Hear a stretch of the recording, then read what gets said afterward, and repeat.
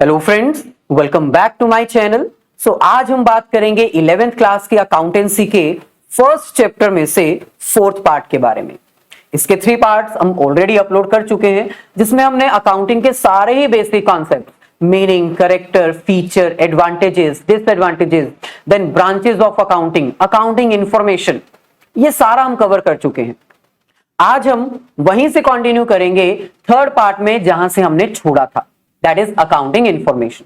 तो accounting information क्या होती है ये हमने आपको बता दिया था, और अकाउंटिंग इंफॉर्मेशन को कौन कौन यूज करता है। अकाउंटिंग इंफॉर्मेशन का मतलब वो इंफॉर्मेशन जो अकाउंटिंग के 7 स्टेप्स परफॉर्म करने के बाद हमारे पास आती है। अकाउंटिंग के 7 स्टेप्स कौन से होते हैं? ट्रांजैक्शन को आइडेंटिफाई करना, मेजर करना, बुक्स में रिकॉर्ड करना, उसको क्लासिफाई करना, फिर समरी प्रिपेयर करना, एनालिसिस इंटरप्रेट करके कम्युनिकेट करना। तो अकाउंटिंग के ये 7 स्टेप्स परफॉर्म करने के बाद जो फाइनेंशियल डाटा हमारे पास आता है, प्रॉफिट हुआ या लॉस हुआ, बिजनेस के एसेट्स और लायबिलिटीज कितनी है, कैश इनफ्लो कितना था, कैश आउटफ्लो कितना था, ये सारी जानकारी जो हमें मिलती है उसको अकाउंटिंग इंफॉर्मेशन कहते हैं। अब अकाउंटिंग इंफॉर्मेशन होता क्या है, इसको यूज कौन करता है, ये तो हमने डिस्कस कर लिया, लेकिन अकाउंटिंग इंफॉर्मेशन के क्या कैरेक्टर्स होने चाहिए, उसकी क्या क्वालिटी होनी चाहिए, अकाउंटिंग इंफॉर्मेशन कैसी होनी चाहिए? क्या रूखी सूखी बेजान जैसे तैसे अरेंज की गई अकाउंटिंग इंफॉर्मेशन चलेगी क्या? Obviously not. So accounting information के अंदर कुछ स्पेसिफिक कैरेक्टर्स, कुछ क्वालिटीज होने चाहिए। सबसे पहले हम उसको देख लेते हैं। ये देखिए, qualitative characters of accounting information. तो यहीं से स्टार्ट करते हैं। Accounting information must have following qualitative informations, otherwise they are not useful for any purpose. मतलब अगर अकाउंटिंग इंफॉर्मेशन में ये 4 कैरेक्टर्स नहीं है तो वो अकाउंटिंग इंफॉर्मेशन यूजलेस है। हम उसको यूज करेंगे भी तो भी हमें बेनिफिट नहीं होगा। फर्स्ट हमारे पास है रिलायबिलिटी। रिलायबल मतलब ट्रस्टेबल, जिसके ऊपर विश्वास किया जा सकता है। अकाउंटिंग इंफॉर्मेशन ऐसी होनी चाहिए जिसके ऊपर ट्रस्ट किया जा सके, विश्वास किया जा सके, किसी भी बायसनेस से फ्री होनी चाहिए। बायसनेस मतलब भेदभाव नहीं होना चाहिए। कोई अकाउंटेंट ऐसा नहीं होना चाहिए जो अपनी पर्सनल बायसनेस के कारण अकाउंटिंग इंफॉर्मेशन में गलतियां कर दे। हो सकता है अकाउंटेंट का फर्म के साथ कोई पुराना डिस्प्यूट चल रहा हो, उसकी वजह से उसने गलत जानकारी दे दी। मिस्टेक्स नहीं होनी चाहिए। ऐसा इंफॉर्मेशन होनी चाहिए जो वेरीफाई की जा सके, जो सोर्स डॉक्यूमेंट से, बिल्स या डॉक्यूमेंट से या फिर इनवॉइसेस से हम वेरीफाई कर सकें। इन कंप्लीट सेंस वो बायसनेस से फ्री, एरर फ्री होनी चाहिए, जिसको वेरीफाई किया जा सकता है। That is reliability. सेकंड हमारे पास है रिलेवेंस। रिलेवेंस का मतलब होता है उतनी जानकारी देना जितनी डिसीजन लेने के लिए जरूरी है। अब किसने डिसीजन लेना है, किस तरह का डिसीजन लेना है, ये हमें नहीं पता, इसलिए हमें कंप्लीट इंफॉर्मेशन शो करनी चाहिए, क्योंकि इनकंप्लीट इंफॉर्मेशन किसी के लिए भी यूजफुल नहीं होगी। इनकंप्लीट इंफॉर्मेशन मतलब जिसमें आधी जानकारी है आधी नहीं है, तो या तो इंफॉर्मेशन शो ही ना करो, अगर शो करनी है तो वो कंप्लीट शो करो, क्योंकि आधी जानकारी डिसीजंस को गलत कर सकती है।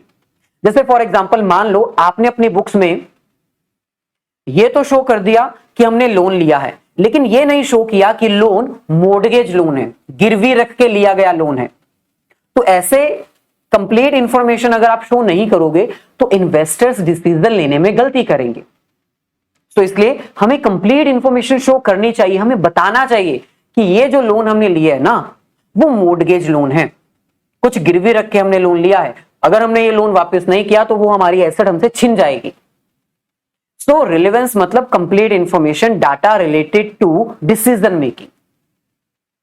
इसके अलावा अंडरस्टैंडेबिलिटी, जो अकाउंटिंग इंफॉर्मेशन है वो इतनी इजीली रिप्रेजेंट करनी चाहिए, इतने अच्छे तरीके से, मैनेज्ड तरीके से उसको रिप्रेजेंट करना चाहिए कि डिसीजन लिया जा सके और हर पर्सन उसको इजीली अंडरस्टैंड कर सके। हर पर्सन मतलब, क्योंकि बहुत सारे ऐसे लोग भी होते हैं जो अकाउंटिंग की बैकग्राउंड से नहीं होते, उनको भी डिसीजन लेना होता है। तो कुछ ऐसे प्रेजेंट करना अकाउंटिंग इंफॉर्मेशन को कि हर बंदा उसको देख के डिसीजन आसानी से ले सके। और लास्ट हमारे पास है कंपैरेबिलिटी। कंपैरेबिलिटी मैंने आपको पहले भी बताया था, 2 तरीकों की होती है। एक होती है इंट्रा और एक होती है inter. Intra comparison and inter comparison. Intra मतलब विद इन द ऑर्गेनाइजेशन, अगर हम within the organization comparison करना चाहते हैं अपने ही परफॉर्मेंस की पिछले साल की परफॉर्मेंस के साथ, तो वो भी हो जाए, ऐसी अकाउंटिंग इंफॉर्मेशन होनी चाहिए। और अगर हम आउटसाइड द ऑर्गेनाइजेशन कोई कंपैरिजन करना चाहते हैं, बाहर वाले किसी पर्सन से करना चाहते हैं, तो वो भी हो जाए, ऐसा कुछ हमारे पास होना चाहिए। तो inter can be compared within and outside of the organization. अच्छा, तो ये तो पिछला कॉन्सेप्ट जो हमारा कंटिन्यू था उसका ही फ्लो था। अकाउंटिंग इंफॉर्मेशन के सारे कॉन्सेप्ट सारे खत्म हो गए। अब हम बात करते हैं नेक्स्ट टॉपिक की, system and bases of accounting. यानी अकाउंटिंग करते हुए कितने तरह के सिस्टम होते हैं और कौन सी ऑर्गेनाइजेशन कौन सा सिस्टम यूज करती है, और बेसिस ऑफ अकाउंटिंग कितने तरह के होते हैं, अकाउंट का बेस क्या है, कैसे अकाउंटिंग की जाती है, कितने तरह की होती है और कौन कौन किस तरह इसको यूज करता है। चलिए सबसे पहले हम स्टार्ट करते हैं सिस्टम ऑफ अकाउंटिंग, जिसको हम मेथडोलॉजी भी कहते हैं। यानी एक तरह से कह लीजिए टेक्निक ऑफ डूइंग अकाउंटिंग, एक तरह से कह लीजिए कि एक मेथड जो एक अकाउंटेंट अडॉप्ट करता है अकाउंटिंग करने के लिए। ऑब्वियसली हमारे पास दो ही मेथड हैं, फर्स्ट हमारे पास है डबल एंट्री सिस्टम और सेकंड हमारे पास है सिंगल एंट्री सिस्टम। तो सिस्टम ऑफ अकाउंटिंग क्या है?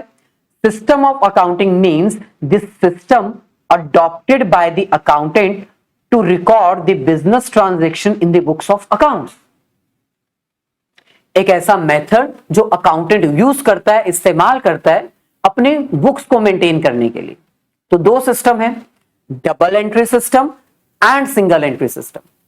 अब ये डबल एंट्री सिस्टम क्या होता है? Double entry system basically accounting के ड्यूल एस्पेक्ट कॉन्सेप्ट के ऊपर बेस्ड होता है। डबल एंट्री सिस्टम का मतलब होता है बिजनेस में परफॉर्म की जाने वाली हर ट्रांजैक्शन का मिनिमम दो इफेक्ट होगा, और वो दो इफेक्ट क्या होता है? Give and take. मतलब कोई चीज दो और उसके बदले में कोई चीज ले लो। कोई भी ट्रांजैक्शन, बिजनेस की कोई भी ट्रांजैक्शन हो, उसमें यही इफेक्ट होता है। So double entry system means every transaction in the business is going to have two effects, one is give and second is take. मतलब कोई चीज लेनी है तो कोई चीज देनी भी पड़ेगी, कुछ गेन करना है तो कुछ सेक्रीफाइस भी करना पड़ेगा। अकाउंटिंग के पॉइंट ऑफ व्यू से डबल एंट्री सिस्टम का मतलब होता है डेबिट एंड क्रेडिट सिस्टम। अब किसको डेबिट किया जाता है, किसको क्रेडिट किया जाता है, मैंने ये नहीं बताया। मैंने ये नहीं कहा अगर कुछ दे रहे हो तो डेबिट करो, कुछ ले रहे हो तो क्रेडिट करो, ऐसा मैंने नहीं कहा। इसके रूल्स बहुत सारे हैं। Golden rule of debit and credit हम अच्छे से करेंगे, लेकिन अभी फिलहाल मैं आपको सिर्फ ये कॉन्सेप्ट बता रहा हूं, ये सिस्टम बता रहा हूं। अकाउंटिंग का पहला सिस्टम है डबल एंट्री सिस्टम, और उस डबल एंट्री सिस्टम के अकॉर्डिंग हर ट्रांजैक्शन के दो इफेक्ट होते हैं, एक डेबिट होता है, एक क्रेडिट होता है।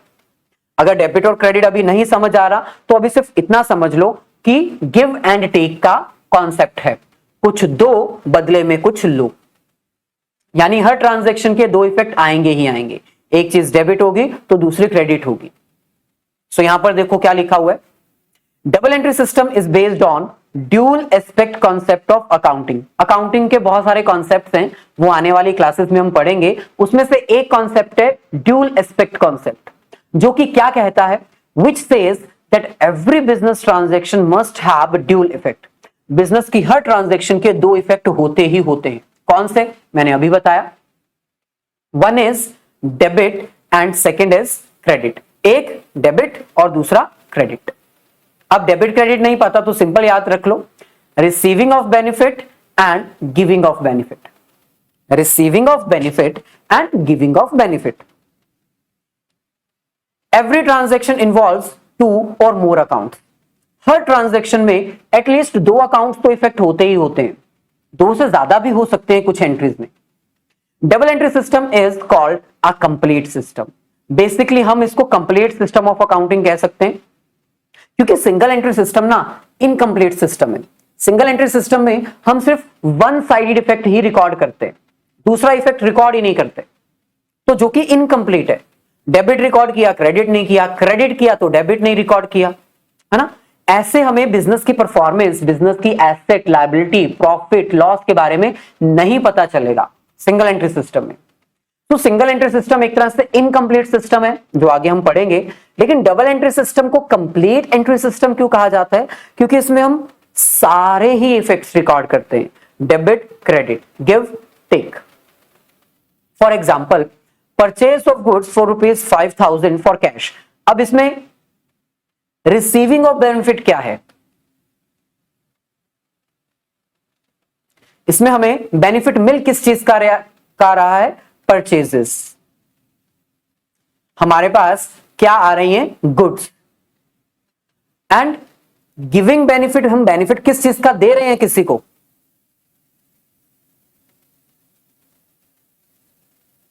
वो है कैश। गुड्स फ्री में नहीं मिली है, अगर हमने गुड्स परचेज किए तो बदले में हमें कैश देना पड़ा है। सो हुए ना डबल इफेक्ट।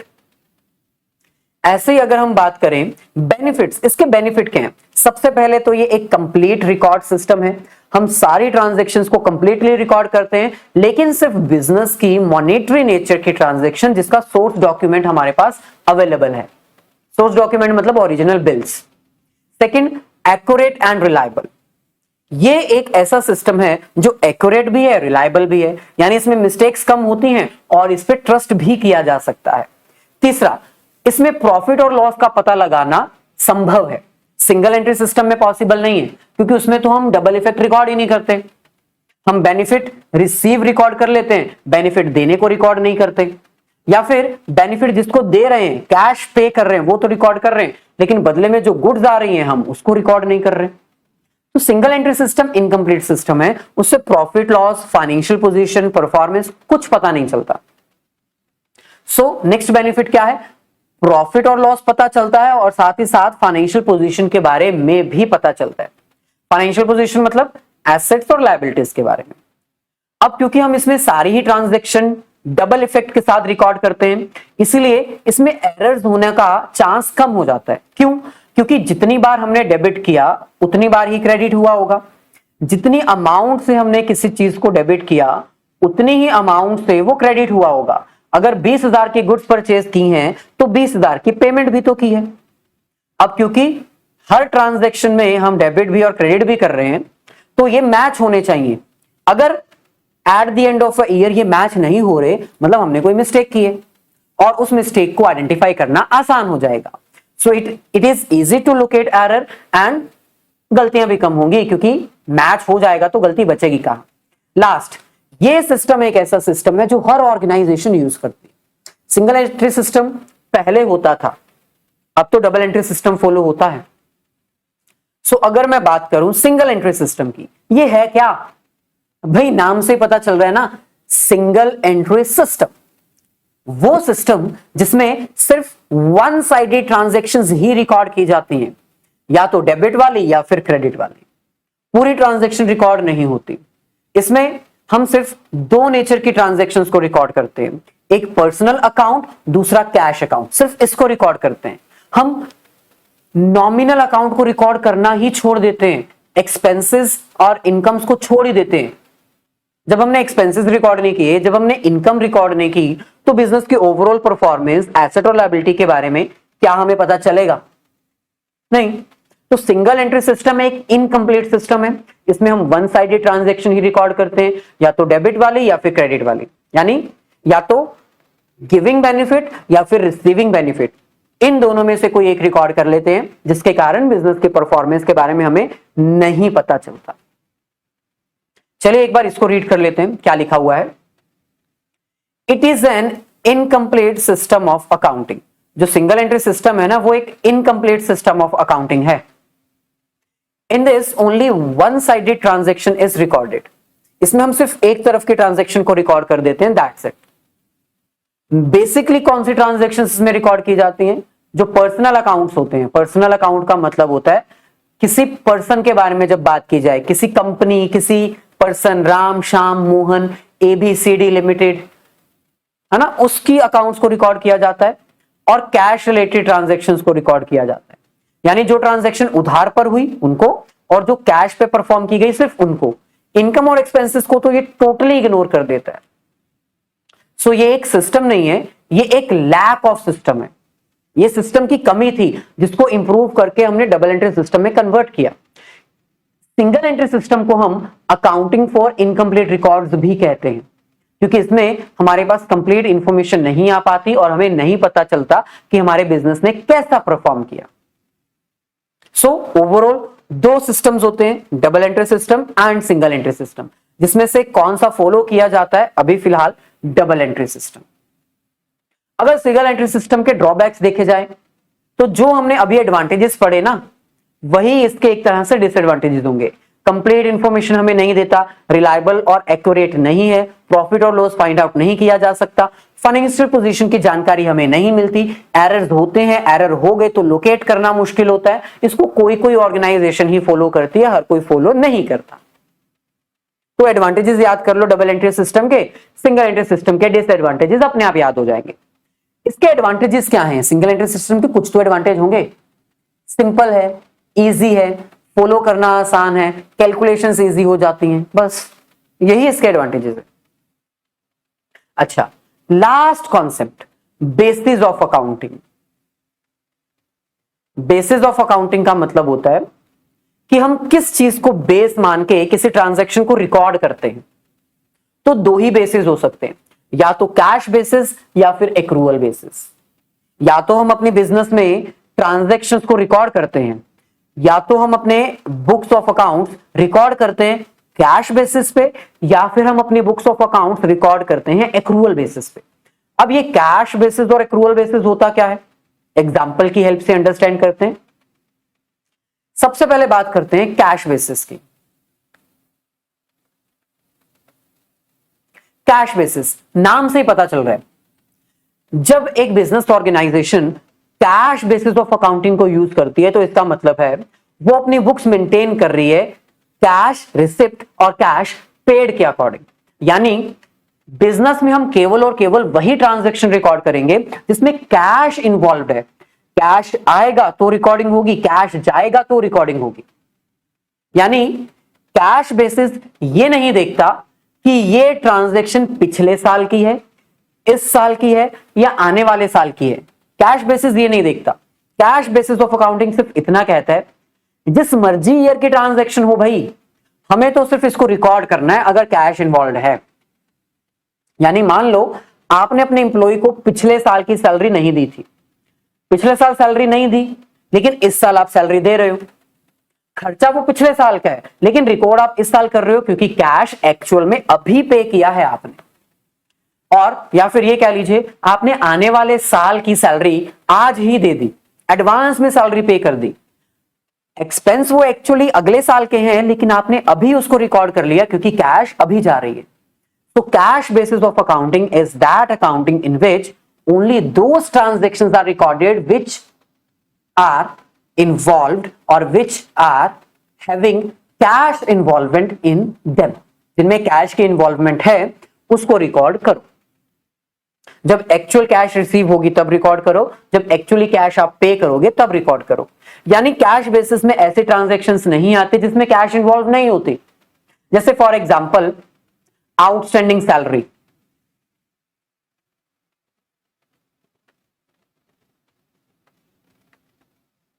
आउटस्टैंडिंग सैलरी का मतलब होता है इस साल की सैलरी जो आपने देनी थी लेकिन अभी तक नहीं दी।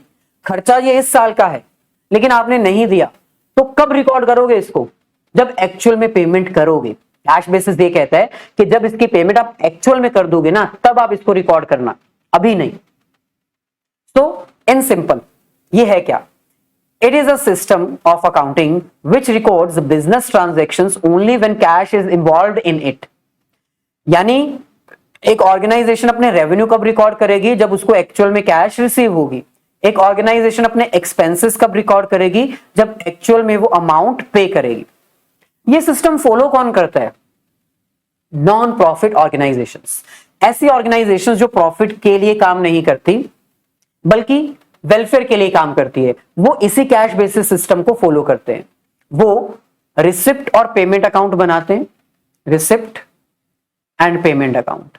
ये जो रिसिप्ट और पेमेंट अकाउंट है ये कैश बेसिस के अकॉर्डिंग बनाया जाता है। जब एक्चुअल में कैश रिसीव होगी तब रिकॉर्डिंग करो, और जब एक्चुअल में कैश पे होगी तब रिकॉर्डिंग करो। That's it. इसका मतलब कैश बेसिस में ये वाली ट्रांजैक्शंस रिकॉर्ड नहीं होती। कौन सी वाली? Outstanding expenses. आउटस्टैंडिंग एक्सपेंसेस में मतलब expenses which are not yet paid, expenses not yet paid. अब क्योंकि अभी तक आपने इसकी पेमेंट की ही नहीं है तो कैश बेसिस के अकॉर्डिंग इस ट्रांजैक्शन को हम रिकॉर्ड नहीं करेंगे। चाहे खर्चे इस साल के हैं, पिछले साल के हैं, चाहे आने वाले साल के हैं, तब तक रिकॉर्डिंग नहीं की जा सकती जब तक एक्चुअल में पेमेंट नहीं कर दी गई। देन है प्रीपेड एक्सपेंसेस। प्रीपेड एक्सपेंसेस का मतलब है ऐसे खर्चे जो है तो अगले साल के लेकिन पेमेंट आपने अभी कर दी है।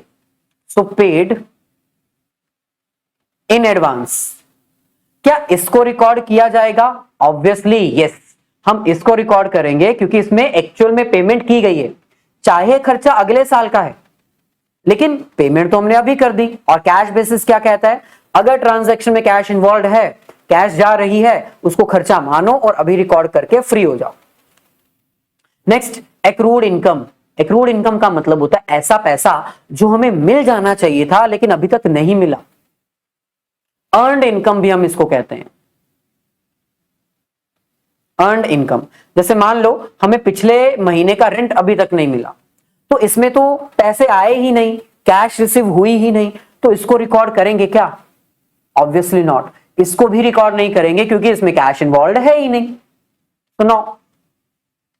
लास्ट हमारे पास है इनकम रिसीव्ड इन एडवांस। पैसा मिल गया, एडवांस में मिला है। अगले साल का रेंट टेनेंट ने अभी दे दिया, किराएदार ने अगले साल का किराया आज ही दे दिया, तो इसको इसमें तो पैसा आ रहा है ना, तो रिकॉर्डिंग करेंगे। तो रिसीव्ड इन एडवांस, यस, इसको रिकॉर्ड किया जाएगा। तो this system only records cash related transaction irrespective of past, present and future transaction. Cash basis एक ऐसा सिस्टम है, एक ऐसा बेसिस ऑफ अकाउंटिंग है जो ये नहीं देखता कि कौन से ईयर का ये खर्चा है या कौन से ईयर की ये इनकम है। कैश अगर इन्वॉल्व है, आ रही है तो रिकॉर्ड करो, जा रही है तो भी रिकॉर्ड करो, बस कैश की इन्वॉल्वमेंट जरूरी है। अच्छा, अब अगर इसकी हम एक एग्जांपल सॉल्व करें। During the financial year 2022-23 Ashok had a cash sales of 3,90,000 cash sales. Cash basis के अकॉर्डिंग हमें इसको सॉल्व करना है तो कैश सेल्स रिकॉर्ड की जाएगी। And credit sales of ₹1,60,000। Credit sales है मतलब उधार पे सामान बेचा है, पैसा नहीं आया होगा, नहीं मिला होगा, नहीं रिकॉर्ड करेंगे। His expenses for the year were 2,70,000। पूरे साल के 270 लाख खर्चा हुआ, out of which 80,000 is still to be paid. 2,70,000 में से 80 अभी भी हमने देना है, दिया नहीं, यानी 2,70,000 में से अगर हम 80,000 निकाल दें क्योंकि इसमें कैश इन्वॉल्व नहीं है तो बचा 1,90,000। तो ये है जो एक्चुअल कैश पेमेंट है। Find out Ashok's income on the basis of cash. Cash basis accounting को यूज करते हुए बताओ इनकम कितनी हुई। सिंपल है ना, कैश सेल्स कितनी थी 3,90,000, तो इसको हम रिकॉर्ड करेंगे क्योंकि पैसा आ रहा है।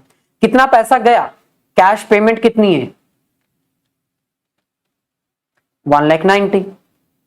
2,70,000 क्यों नहीं, क्योंकि इसमें से 80,000 वो थे जिसके पेमेंट अभी तक हमने किए ही नहीं, तो ये आ जाएगा 2 लाख। सो कितनी इनकम हुई according to the cash basis 2 lakh. आगे बढ़ते हैं, अब हम बात करते हैं एक्रूअल बेसिस की। अब एक्रूअल बेसिस एक ऐसा सिस्टम ऑफ अकाउंटिंग है जो ये कहता है कि हमें केवल और केवल उस ट्रांजैक्शन को रिकॉर्ड करना है जो करंट ईयर से बिलोंग करती है। चाहे पैसा मिला है चाहे नहीं मिला, चाहे आपने पेमेंट की है चाहे पेमेंट नहीं की, अगर वो ट्रांजैक्शन करंट ईयर से बिलोंग करती है तो उसको रिकॉर्ड करो। तो कैश बेसिस कहता है कैश इन्वॉल्व होनी चाहिए, ये कहता है कैश चाहे ना इन्वॉल्व हो, बस करंट ईयर की ट्रांजैक्शन होनी चाहिए। अगर कोई ट्रांजैक्शन पिछले साल की है लेकिन पेमेंट आपने उसकी आज की है तो उसको नहीं रिकॉर्ड करना है क्योंकि वो ट्रांजैक्शन पिछले साल की है।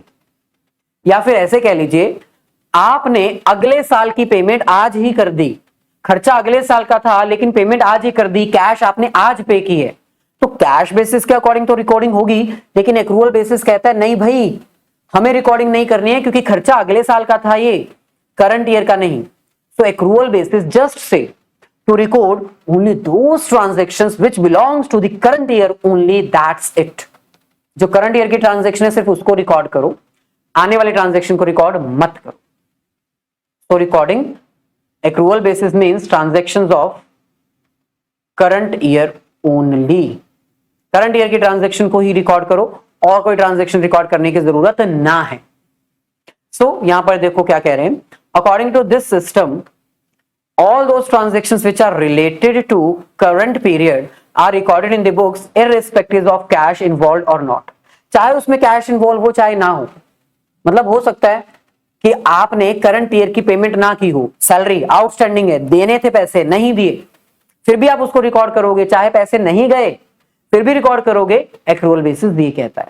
ऐसा क्यों सर, जब पैसे गए ही नहीं तो क्यों रिकॉर्डिंग करनी? क्योंकि भाई अगर हमें एक्चुअल बिजनेस की परफॉर्मेंस पता लगानी है, ईयर ऑन ईयर परफॉर्मेंस पता लगानी है, तो हमें करंट ईयर की ट्रांजैक्शन को करंट में, पास्ट ईयर के ट्रांजैक्शन को पास्ट में, फ्यूचर की ट्रांजैक्शन को फ्यूचर में रिकॉर्ड करना चाहिए, ताकि हमें हमारे बिजनेस की एक्चुअल परफॉर्मेंस पता चले। क्योंकि कैश बेसिस तो हर तरह की ट्रांजैक्शन रिकॉर्ड कर लेता है, चाहे वो करंट हो, चाहे वो पास्ट हो, चाहे फ्यूचर हो, बस वो कहता क्या है कैश इन्वॉल्व होनी चाहिए, जिससे मतलब हमें इजी तो लगता है रिकॉर्डिंग करना, लेकिन एक्चुअल परफॉर्मेंस नहीं पता चलती। तो अगर आपको आपके बिजनेस की एक्चुअल परफॉर्मेंस पता लगानी है तो एक्रूअल बेसिस ही यूज करना चाहिए। For example, credit sales of current year is recorded in the books even cash is not received. Credit sales की है आपने, आज आपने प्रोडक्ट बेचा है उधार पर, पैसे मिल जाने चाहिए थे नहीं मिले क्योंकि उधार पर बेचा है, लेकिन क्योंकि वो करंट ईयर से बिलोंग करता है आप उसको रिकॉर्ड करोगे। सो ये है एक्रूअल बेसिस। चलिए, तो ये था हमारा आज का कॉन्सेप्ट। अगर इस क्वेश्चन को हम एक्रूअल बेसिस के अकॉर्डिंग सॉल्व करना चाहें तो क्या आंसर आएगा? सिंपल है, कैश सेल्स करंट ईयर की है और क्रेडिट सेल्स ये भी करंट ईयर की है, तो इन दोनों को हम प्लस कर देते हैं। सो 3,90,000 प्लस 1,60,000, ये आ जाएगा 5,50,000। करंट ईयर की है ना, इसमें कैश इन्वॉल्व नहीं है, लेकिन फिर भी हम इसको रिकॉर्ड कर रहे हैं। टोटल पेमेंट कितनी है? 2,70,000। करंट ईयर की पेमेंट है ना, इसलिए 2,70,000 पूरा हम माइनस करेंगे।